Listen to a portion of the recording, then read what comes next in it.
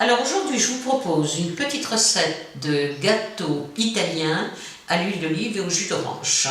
Pour cette recette, j'utilise 100 g de farine mélangée à un demi-sachet de levure, 100 g de sucre, un œuf, 5 cl de jus d'orange et 5 cl d'huile d'olive.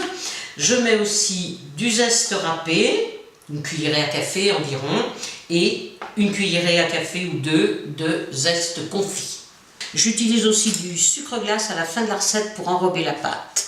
Alors, je réserve la farine, je vais verser le sucre dans mon cul de poule. Je vais mettre un œuf et fouetter. Donc on fouette pendant 1 ou 2 minutes. On peut fouetter au batteur, ça va encore plus vite. Voilà. Maintenant, je vais mettre le jus d'orange, environ 5 cl. Je vais verser 5 cl d'huile d'olive.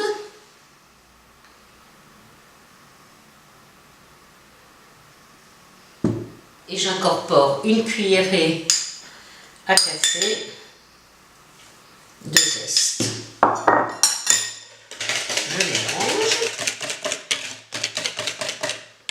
Je vais incorporer ma farine que je verse en une seule fois et que j'incorpore délicatement. Voilà, et je vais terminer en mettant les zestes d'orange confits. Une cuillerée à café ou un peu plus, ça modifie un peu la structure du gâteau et ça lui donne un côté plus ou moins sucré selon le goût qu'on recherche. Alors on voit que la pâte est très molle, il faut avoir une grosse quantité de sucre glace, on pousse avec une autre cuillère sur le sucre. On n'a pas intérêt à faire les gâteaux trop gros parce qu'ils s'étalent énormément à la cuisson.